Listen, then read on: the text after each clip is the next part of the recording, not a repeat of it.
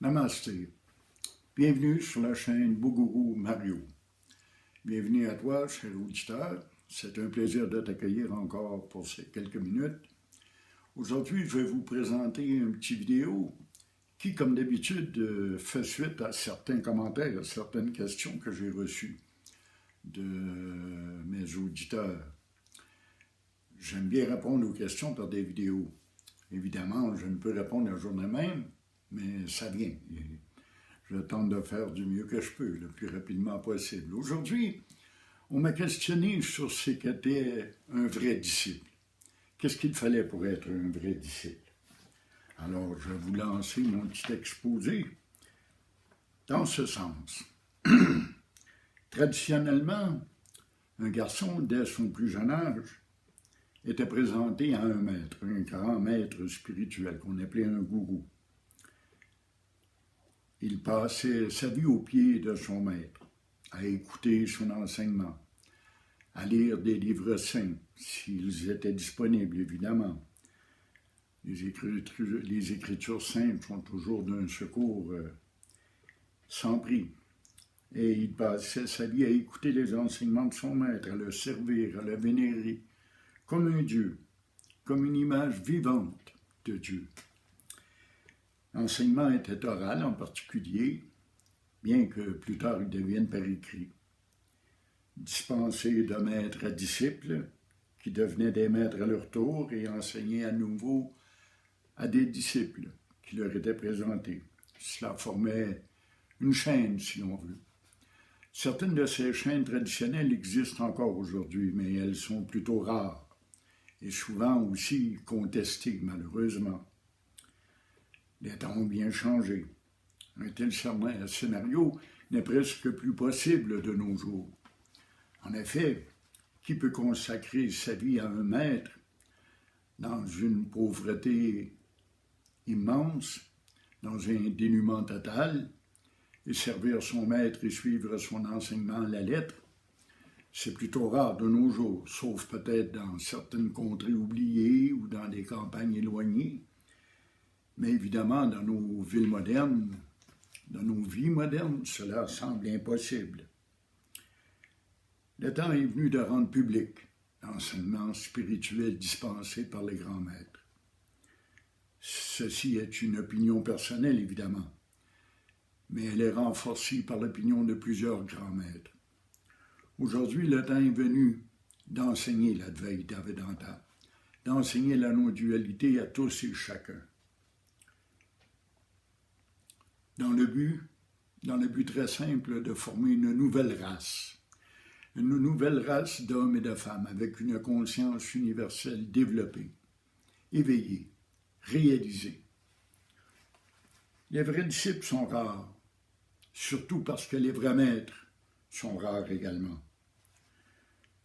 Mais de nos jours, avec les progrès technologiques comme Internet, les vidéos, les satsangs par vidéo, les conférences, il est possible d'user de méthodes différentes en ayant les mêmes résultats. Les livres, les satsangs, les vidéos, tout cela ont une plus grande ouverture sociale. Il faut faire attention cependant à ne pas adhérer à un faux maître, à un faux enseignement. Et pour ce faire, il faut avoir lu et s'être renseigné beaucoup sur le sujet, afin de pouvoir faire la différence entre le vrai enseignement traditionnel, primordial, et les enseignements bon marché, populaires. C'est pourquoi je dis toujours que lorsque vous recherchez une œuvre littéraire, s'entend, ou un maître, essayez d'en trouver un qui soit le plus ancien possible, le plus vieux possible, qui ait été traduit le moins nombre de fois que c'est possible. Ainsi, vous avez des textes clairs, issus de la source, plus près de la source, qu'on appelle la tradition primordiale. Évidemment, aujourd'hui, on a une plus grande ouverture sociale grâce à Internet, et le monde est devenu une petite planète, un seul et même pays presque. Alors, on peut communiquer. Personnellement, je communique avec des gens d'Allemagne, des gens de France, des gens du Maroc, et des gens de ma région, bien sûr. C'est permis à tout le monde de devenir un disciple de nos jours et de s'accrocher à un enseignement. À qui le veut, bien sûr, parce qu'il faut le vouloir. C'est essentiel. Les vrais disciples sont rares. Bien des gens sont appelés, comme on dit, mais peu sont élus. Plusieurs se présentent aux portes d'un maître, mais très peu sont prêts à faire ce dont il est question, ce qui est enseigné pour se réaliser spirituellement. C'est à une méthode, à une voie quelconque aujourd'hui que l'on doit s'accrocher, plutôt qu'à un maître. Et il faut chercher avant de trouver sa place. Il faut étudier, il faut connaître les chemins qui nous sont proposés, connaître aussi leur destination, connaître leur méthode. Et ainsi, on peut faire un choix judicieux et décider du chemin qu'on va suivre. C'est pas facile, évidemment, ça demande beaucoup de recherche, beaucoup de temps, beaucoup de travail, beaucoup d'efforts. Mais c'est ça, finalement, être un disciple. C'est de fournir les efforts nécessaires, le temps nécessaire. Avoir l'audace d'oser marcher vers Dieu. Avoir l'audace d'oser chercher Dieu. Si Dieu existe, on peut le connaître. Si Dieu existe, on peut le voir. Pas le voir visuellement, bien sûr, mais le voir avec notre conscience, le connaître, le vivre. Autrement dit, comme on dit dans la non-dualité, dans l'Advaita Vedanta, être. Être, conscience, béatitude, c'est ça qu'on doit trouver. Ce n'est qu'après avoir trouvé sa voie ou son maître que se dessine le vrai disciple. Si tu tiens à la réalisation autant que tu tiens à vivre, à respirer ou à être aimé, alors tu es de ceux et celles pour qui l'éveil est possible et souhaitable, évidemment. Tu es de ceux et celles qui peuvent trouver un enseignement, une voie, un maître qui lui convienne et cheminer correctement, adéquatement vers la voie de l'éveil. Le disciple doit consentir à tout donner, ce qu'il a, ce qu'il désire, ce qu'il est, non pas donner au maître, mais donner à Dieu. S'abandonner, se soumettre à sa volonté. S'abandonner, pas comme on peut l'entendre généralement, mais s'abandonner totalement. Laisser aller son corps, son mental, ses émotions, se distancer de ce complexe corps mental émotif, se concentrer sur le je suis, le soi, et être le soi.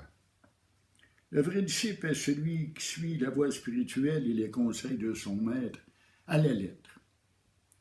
Si son maître lui dit de traverser le feu, il le fera. Si son maître lui suggère de se jeter du haut d'une falaise, il obéira.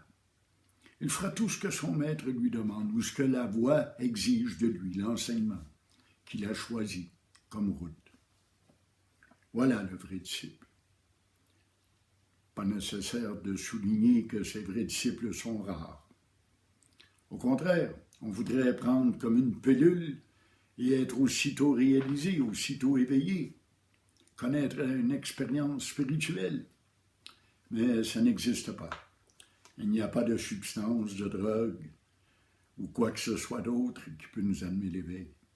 C'est par notre cheminement personnel, par la méditation, par l'intériorisation, par la contemplation, que l'on peut arriver à trouver l'être véritable que nous sommes. Aujourd'hui, les maîtres sont davantage des guides spirituels, des gens de conseillers. Ce sont des gens érudits qui connaissent la voie et les différentes voies et qui peuvent vous guider vers la bonne. Et bien qu'il demeure encore des maîtres traditionnels, comme il en fut il y a des milliers d'années, c'est plutôt rare. Et si la chance vous est donnée d'en trouver un, profitez-en. Ce sont les bons maîtres qui font les bons disciples. Si le maître n'attend rien en retour, ni bien, ni reconnaissance, ni glorification, ni publicité, ni orgueil, si personne ne le flatte, s'il n'en tire aucun bénéfice, s'il ne fait que transmettre ce qu'il est, eh bien, et non ce qu'il sait, alors le disciple évoluera sans faute. Le vrai disciple est celui ou celle pour qui sa propre vie ne le concerne plus. Ta vie ne te regarde pas. Tu as remis ta vie entre les mains de ton maître, entre les mains de Dieu, et ça ne te regarde plus. Tu n'as plus à t'en soucier, à t'en occuper. Certes, il faut des qualités particulières, comme j'ai dit tantôt, de l'audace, de la patience, de la persévérance, de la ténacité, une intelligence vive et bien plus encore, j'en parle dans différentes vidéos d'ailleurs. Ça en apprend beaucoup, mais cette voie, ce chemin, ce n'est pas un chemin privé. C'est aujourd'hui un chemin public. Ça pourra devenir une forme de société. Et je travaille en ce sens. S'engager dans la pratique spirituelle est la plus grande entreprise qui soit, vous savez. C'est le but de la vie. Il est né en vain, celui qui ne consacre pas sa vie à réaliser Brahman. As-tu cette audace? As-tu trouvé un bon maître? Es-tu prêt à tout faire pour trouver Dieu et le réaliser spirituellement? Il n'y a pas de paradis ou de trésor à trouver. Il n'y a rien au bout du chemin. Il n'y a rien à devenir, rien à acquérir, rien à obtenir de cette quête. Il n'y a qu'à être ce qui est.